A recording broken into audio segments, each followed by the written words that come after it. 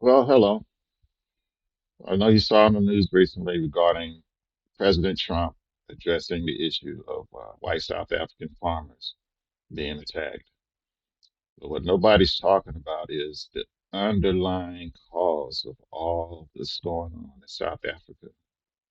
And what I'm talking about is something that's been a tumor amongst humanity for a very long time, for decades, if not a century. I'm talking about communism. That is what's going on. That is the underlying cause of all this stuff. They're talking about farm reclamation and all that stuff. It's all BS. It's all garbage. The root cause is communism. And unfortunately, if the South African government, the South African president, which doesn't look like he cares, if they don't address this issue, it's going to grow. And it might not be during my time. It might be during my children's or my grandchildren's time.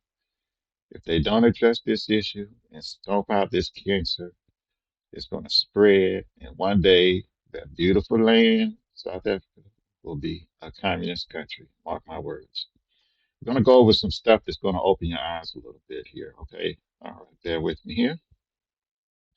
This is this is a quick news clip about husband and wife that were attacked. Now these are South. These are the original South. These are pre-Zulu South Africans that were attacked. These are farmers, and they're part of a group of South Africans that are debated to be the very first humans. Okay, I mean they're not the actual first humans, but they're descendants of the very first humans.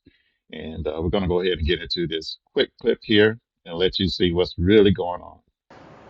Maar die Here is goed. Ons leef. Ek is in die kop geskiet.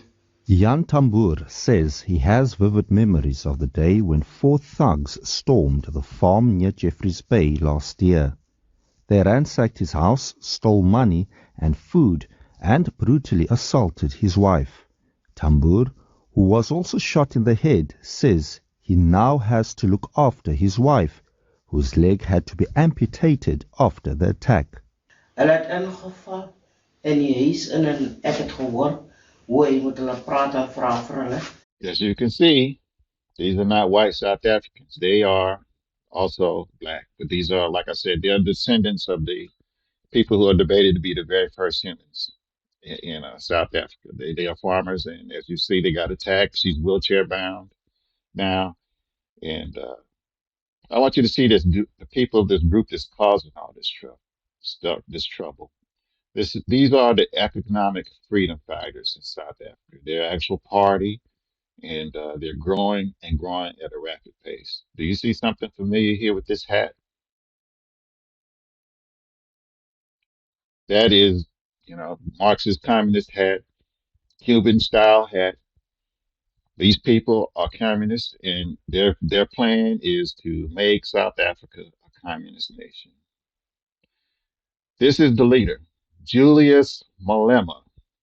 I want you to hear this little chant. I know you've heard this chant before from this group of people. All right, let's go. Let's see here. Kill the poor, the farmer. Kill the poor, the farmer. Brr, pa, pa. Brr, pa, pa. Attention. Who right? Come on, Like I sir. said, this is all textbook communism. That's what this is.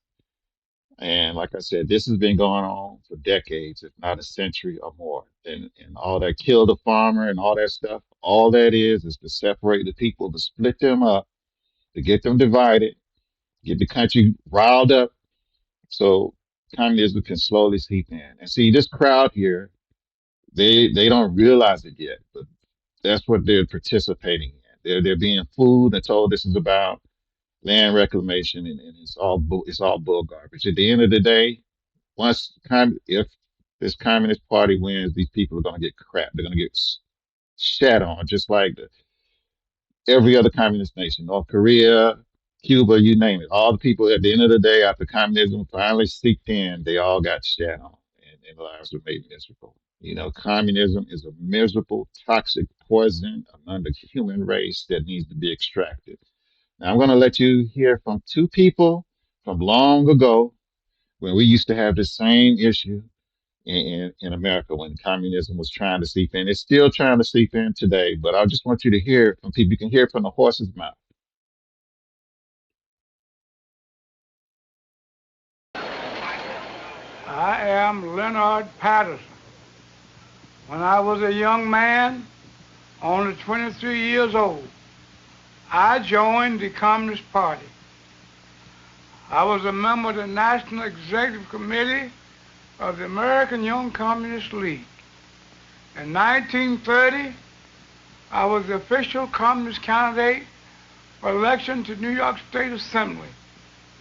I knew Gus Hall and other top-ranking American communists very well because I trained with them at the Lenin University in Moscow. I joined the party because I honestly thought the communists were trying to help America.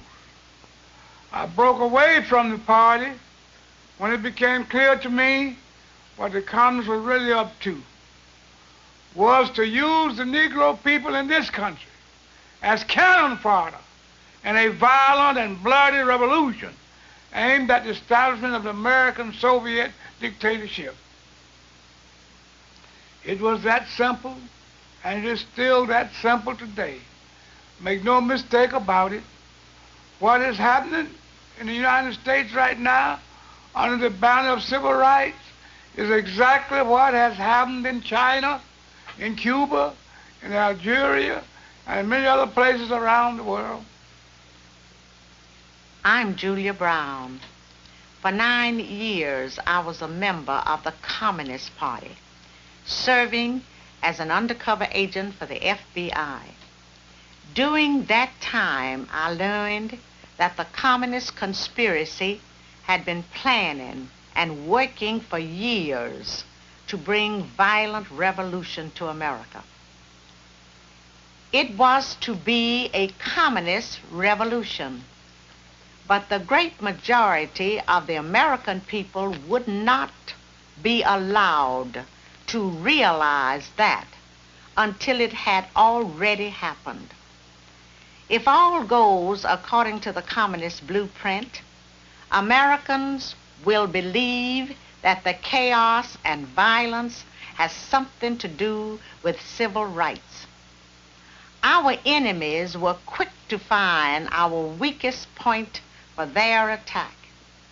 They knew that racial differences could provide them with an excellent wedge to divide our people.